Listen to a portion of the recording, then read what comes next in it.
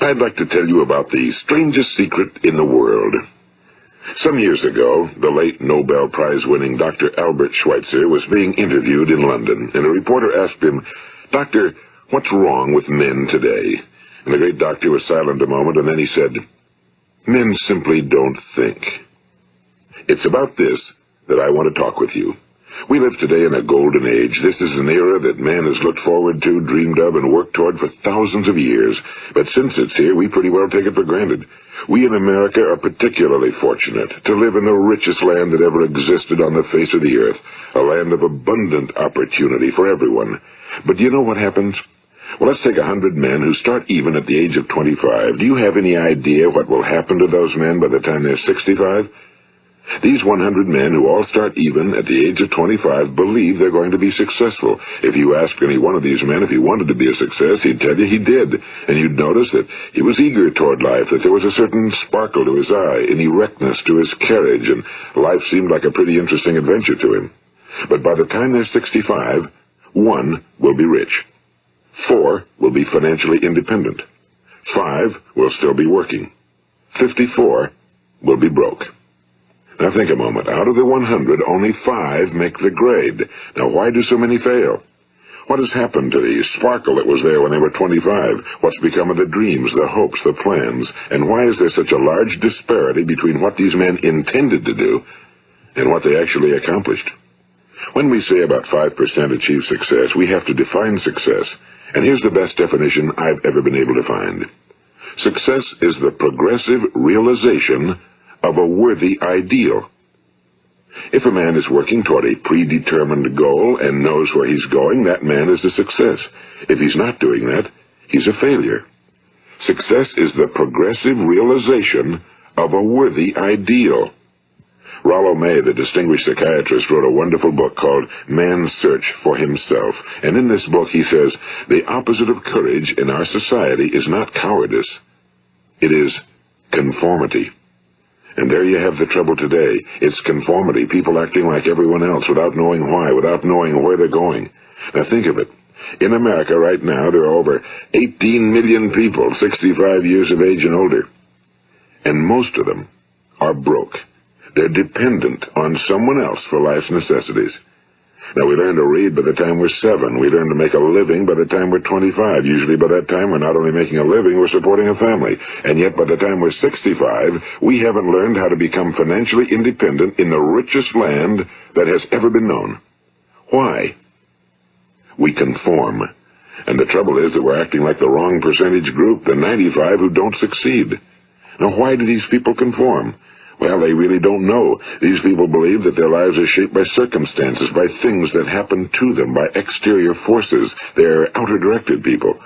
A survey was made one time that covered a lot of men, working men, and these men were asked, "Why do you work? Why do you get up in the morning?" 19 out of 20 had no idea. If you ask them, they'll say, well, everyone goes to work in the morning, and that's the reason they do it, because everyone else is doing it.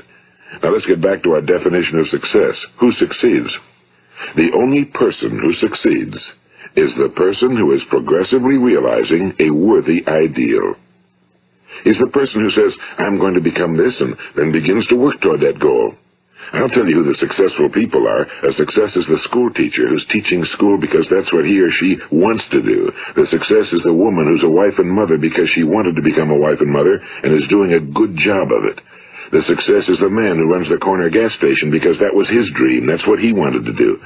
The success is the successful salesman who wants to become a top-notch salesman and grow and build with his organization.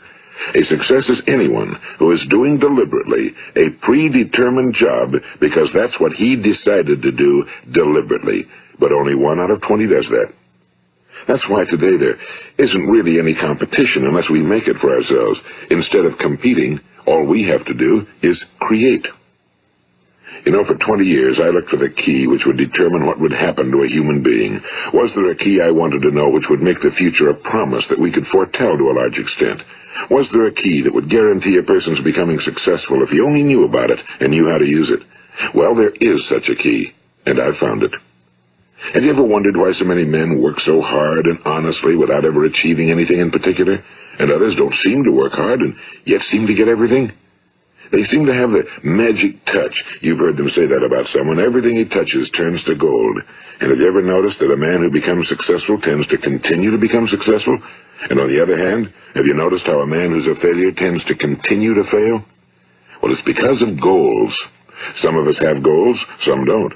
People with goals succeed because they know where they're going. It's that simple. Think of a ship leaving a harbor, and think of it with the complete voyage mapped out and planned. The captain and crew know exactly where it's going and how long it'll take. It has a definite goal. Now, 9,999 times out of 10,000, it will get to where it started out to get. Now, let's take another ship, just like the first, only let's not put a crew on it or a captain at the helm. Let's give it no aiming point, no goal, no destination. We just start the engines and let it go. I think you'll agree with me that if it gets out of the harbor at all, it will either sink or wind up on some deserted beach, a derelict. It can't go any place because it has no destination and no guidance, and it's the same with a human being. Take the salesman, for example. There's no other person in the world today with the future of a good salesman. Selling is the world's highest-paid profession, if we're good at it and if we know where we're going. Every company needs top-notch salesmen, and they reward those men. The sky's the limit for them. But how many can you find? Someone once said the human race is fixed, not to prevent the strong from winning, but to prevent the weak from losing. The American economy today can be likened to a convoy in time of war. The entire economy is slowed down to protect its weakest link, just as the convoy had to go at the speed that would permit its slowest vessel to remain in formation. That's why it's so easy to make a living today. It takes no particular brains or talent to make a living and support a family today. So we have a plateau of so-called security, if that's what a person is looking for. But we do have to decide how high above this plateau we want to aim. Now let's get back to the strangest secret in the world, the story that I wanted to tell you today. Why do men with goals succeed in life and men without them fail?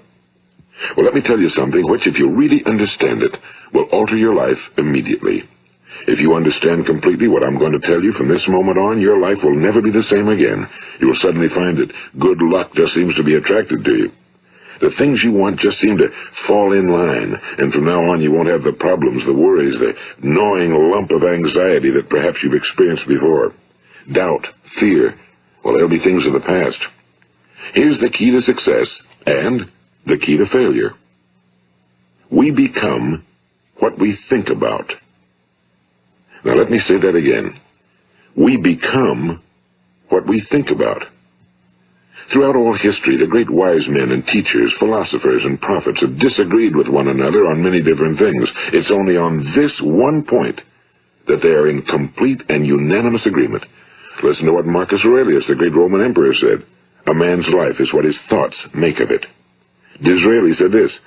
Everything comes if a man will only wait. I've brought myself by long meditation to the conviction that a human being with a settled purpose must accomplish it, and that nothing can resist a will that will stake even existence for its fulfillment. Ralph Waldo Emerson said this, a man is what he thinks about all day long. William James said, the greatest discovery of my generation is that human beings can alter their lives by altering their attitudes of mind. And he also said, we need only in cold blood act as if the thing in question were real, and it will become infallibly real by growing into such a connection with our life that it will become real. It will become so knit with habit and emotion that our interest in it will be those which characterize belief. And he also said, if you only care enough for a result, you will almost certainly attain it. If you wish to be rich, you will be rich. If you wish to be learned, you will be learned. If you wish to be good, you will be good. Only you must then really wish these things, and wish them exclusively, and not wish at the same time 100 other incompatible things just as strongly. In the Bible, you read in Mark 9:23, if thou canst believe, all things are possible to him that believeth. My old friend Dr. Norman Vincent Peale put it this way, this is one of the greatest laws in the universe.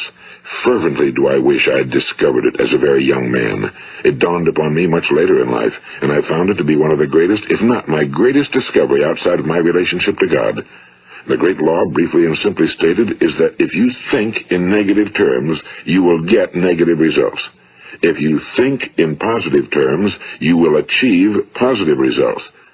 That is the simple fact, he went on to say, which is at the basis of an astonishing law of prosperity and success. In 3 words, believe and succeed. William Shakespeare put it this way: our doubts are traitors and make us lose the good we oft might win by fearing to attempt. George Bernard Shaw said, people are always blaming their circumstances for what they are. I don't believe in circumstances. The people who get on in this world are the people who get up and look for the circumstances they want, and if they can't find them, make them. Well, that's pretty apparent, isn't it? And every person who discovered this for a while believed that he was the first one to work it out. We become what we think about.